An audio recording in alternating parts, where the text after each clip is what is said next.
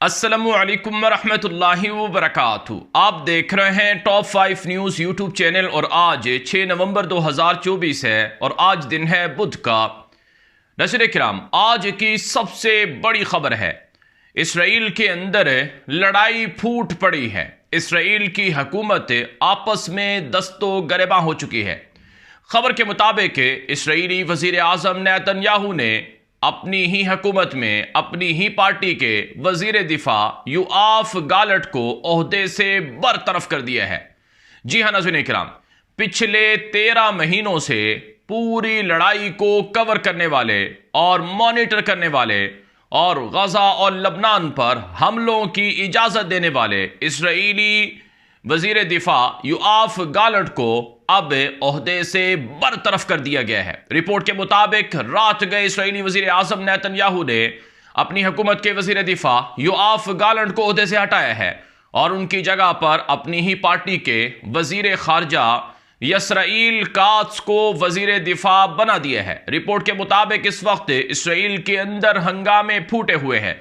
गुज़श्ता रात तल अबीब की मरकजी शहरा को, मरकजी सड़क को 5 घंटे तक मुजाहिरीन ने बंद किया और इसके साथ साथ नाज़रीन इकराम, यरूशलेम के अंदर वाक़े इसराइली वज़ीर आज़म नेतन्याहू के घर पर हज़ारों इसराइली शहरियों ने प्रोटेस्ट किए हैं, मुजाहरा किया है। रात गए शदीद हंगामे और फसादात इसराइल के अंदर देखे गए हैं, जिनमें लोगों ने कहा है कि इसराइली वज़ीर आज़म नेतन्याहू, तुमने हमारे वज़ीर दिफा को जंग के दौरान ओहदे से क्यों हटाया है। याद रहे नाज़रीन इकराम, इसराइली वज़ीर दिफा योआफ गालंट नेतन्याहू के बाद दूसरा पावरफुल शख्स था और दूसरा अहम तरीन ओहदेदार था जो गजा में, लबनान में और बाकी महाजों पर कार्रवाइयों की इजाज़त देता था। तो ये एक बहुत बड़ा हंगामा है, एक बहुत बड़ी हलचल है और इस खबर ने जलजला बर्पा कर दिया है इसराइल के अंदर कि कैसे इसराइली वजीर दिफा योआफ गालंट को ओहदे से हटाया गया है। नाज़रीन किराम, रिपोर्ट्स बता रही हैं कि नेतन्याहू की पॉलिसियों से इसराइली वजीर दिफा इख्तिलाफ करते थे। इसराइली वजीर दिफा कई मरतबा नेतन्याहू को कह चुके थे कि हमें गजा की और लबनान की लड़ाई को बंद कर देना चाहिए, क्योंकि हमें बेमकसद अपने फौजियों को और अपनी गाड़ियों को नुकसान नहीं पहुंचाने देना चाहिए। लेकिन इसराइली वज़ीर आज़म इससे इनकार करता था और फिर इसराइली फ़ौज में कमी वाक़ई हो चुकी थी। जाहिर है इसराइल की फ़ौज के 35,000 से भी ज़ायद फ़ौजी तो सिर्फ गजा के अंदर ये ज़ख्मी हुए हैं या मारे गए हैं और तकरीबन 1500 के लगभग लबनान के अंदर मारे गए हैं, ज़ख्मी हुए हैं। तो इसलिए इसराइली फ़ौज की कमी को पूरा करने के लिए जो हरीदीम फ़िरका है इसराइल के अंदर, जो कि एक बड़ा मुतशद्दद कट्टर किस्म का यहूदी फ़िरका है, उसके नौजवानों को फ़ौज में भर्ती करने का बिल योआफ गालंट, जो कि इसराइली वज़ीर दिफा था, ये लाना चाहता था। यानी इसराइली वज़ीर दिफा चाहता था कि चाहे सेकुलर हों, चाहे लिबरल हों, चाहे मजहबी हों, चाहे कदामत पसंद हों, जिस तरह की भी कम्युनिटी हो इसराइल में, उसके ताल्लुक़ रखने वाले नौजवानों को फ़ौज में भर्ती किया जाए। इसराइल का जो मजहबी फ़िरका है हरीदीम, ये अपने आप को फ़ौज में जाने से रोकता है और ये कहता है कि हम लिबरल सेकुलर फ़ौज में नहीं जाएंगे और ये एक बाकायदा एहतजाज करता है, मुजाहरे करता है। तो इसराइली वज़ीर दिफा कहता था कि नहीं, हमें फ़ौज में हरीदीम फ़िरके के नौजवानों को भर्ती करना चाहिए, इससे हमें 65,000 नए फ़ौजी मिल सकते हैं। लेकिन इसराइली वज़ीर आज़म नेतन्याहू इसके खिलाफ था, क्योंकि नेतन्याहू की हुकूमत में जो इत्तिहादी हैं वो मुतशद्दद यहूदी हैं, यानी हरीदीम फ़िरके के लोग ही नेतन्याहू के इत्तिहादी हैं। और अगर नेतन्याहू हरीदीम फ़िरके के लोगों को फ़ौज में भर्ती कर देता है तो फिर हरीदीम फ़िरके के जो उसके वज़रा हैं, पार्टी का जो कोलिशन है, वो टूट सकता है और नेतन्याहू की हुकूमत गिर सकती है।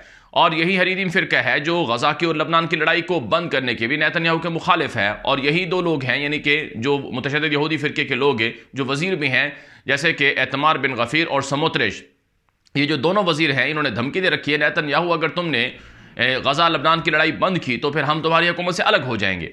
तो ये इख्तलाफात थे अंदरूनी तौर पर, जिसकी वजह से योआफ गालंट को नेतन्याहू ने ओहदे से बरतरफ किया है, हटाया है। अब इसराइली सदर इसहाक हर्ज़ोग का बयान आया है, उसने कहा है कि ये जो जंग के दौरान इसराइली वज़ीर दिफा को हटाना है, ये बहुत बड़ा सदमे की बात है और इससे इसराइली फ़ौज का मोराल डाउन होगा और इससे इसराइल के अंदर जंग की जो पॉलिसीज़ हैं उनके हवाले से काफ़ी नुकसानात होंगे। इसके अलावा इसराइल के साबिक के आर्मी चीफ गादी ऐज़नकोट की तरफ से भी कहा गया है कि नेतन्याहू अपने सियासी मकासद के लिए इसराइली फौज को और इसराइल की दिफा को नुकसान पहुंचा रहा है। इसी तरह से बेनी गैंट्स से, जो कि इसराइल का साबिक वजीर दिफा है, उसने भी शदीद अल्फाज में मजम्मत करते हुए कहा है कि नेतन्याहू नहीं समझता, नहीं सोचता कि उसे क्या करना है और मुतशद्दिद लोगों की वजह से अपने ही मुल्क को, अपने ही अमन को नुकसान पहुंचा रहा है। इसके साथ साथ इसराइल के साबिक वजीर आज़म नफ्ताली बेनेट ने भी कहा है कि नेतन्याहू एक कौम जो कि बहादुर कौम है, उसका नेतन्याहू एक मजनू और बुज़दिल किस्म का शख्स है जिसने जंग के दौरान ही अपने वजीर दिफा को ओहदे से हटाया है। इसके साथ साथ इसराइल के अपोजिशन लीडर यार लपेद ने शदीद अल्फाज में तनकीद करते हुए कहा है कि नेतन्याहू इस काबिल ही नहीं है कि वो इसराइल की हुकूमत कर सके, इसलिए फौरी तौर पर इलेक्शन होने चाहिए इसराइल में और नेतन्याहू को ओहदे से हटा देना चाहिए। तो यूं नाज़रीन किराम, इसराइल के अंदर बहुत बड़ी तब्दीलियां रोनमा हो रही हैं। इसराइल के अंदर जो लोग हैं वो बड़े गुस्से में हैं, नेतन्याहू के खिलाफ एहतजाज हो रहा है, यहाँ तक कि इसराइली फ़ौज भी बददिल हो रही है। क्यों? क्योंकि नाज़रीन किराम, इसराइल की फ़ौज का जो आर्मी चीफ है हार्जी हलीवी, उसे भी ओहदे से बरतरफ किया जा सकता है। इससे पहले भी खबरें आती रही हैं और आ चुकी हैं कि नेतन्याहू न सिर्फ इसराइली वज़ीर दिफा को बल्कि इसराइली आर्मी चीफ हार्जी हलीवी को भी ओहदे से हटाना चाहता है।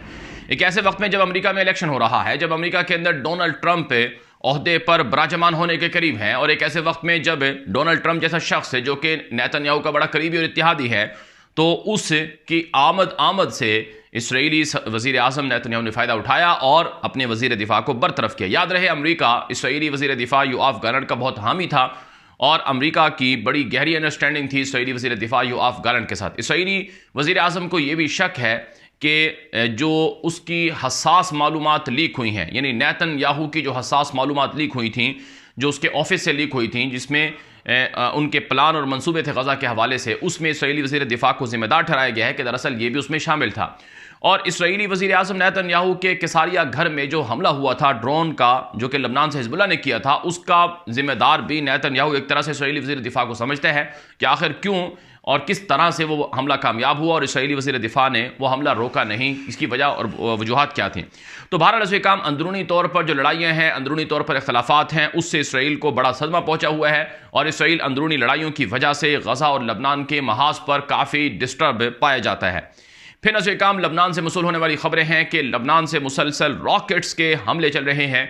गुज़श्ता 24 घंटों में लबनान से इसराइल की तरफ कम से कम भी 150 के करीब रॉकेट्स और मिसाइल वगैरह दाखे गए हैं, जिनको इसराइली एयर डिफेंस सिस्टम के मुताबिक गिराने की कोशिश की गई है, लेकिन फिर भी कुछ ना कुछ मिसाइल जाकर इलाकों में, फौजी अड्डों में, छावनियों वगैरह में जाकर लगे हैं।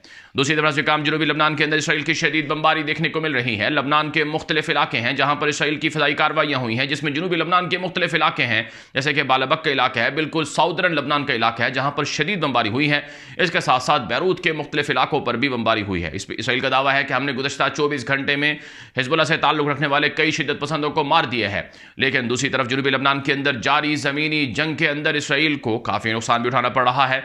नज़र कम जो इसराइल का नुकसान है जनूबी लबनान के अंदर, जो लबनानी ज़राए इब्लाग़ और अलमयादीन और हिजबुल्लाह की तरफ से बताया जाता है, उसके मुताबिक गुज़श्ता 24 घंटों में 5 टैंक और कम से कम 20 से 30 इसराइली फौजी मारे गए हैं, ज़ख्मी हुए हैं। इसके साथ साथ जो रिपोर्ट्स आ रही हैं गज़ा से, वो भी बड़ी परेशान कुन है।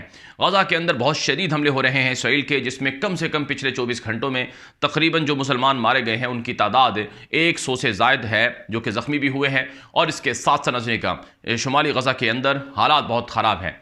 लेकिन दूसरी तरफ गज़ा के अंदर जारी लड़ाई में जो इसराइली फ़ौज का नुकसान है वो भी बहुत ज़्यादा है। तकरीबन पिछले 24 घंटों में गज़ा की महाज पर इसराइल के कम से कम भी 4 फौजी टैंक टारगेट किए गए हैं और इसी तरह से कम भी 15 से 20 इसराइली फ़ौजी या तो मारे गए हैं, ज़ख्मी हुए हैं। तो हालात गज़ा के अंदर और लबनान के अंदर बहुत ज़्यादा ख़राब हैं और अंदरूनी तौर पर भी इसराइल बहुत सी मुश्किलात का सामना कर रहा है। अब तक के लिए इतना ही।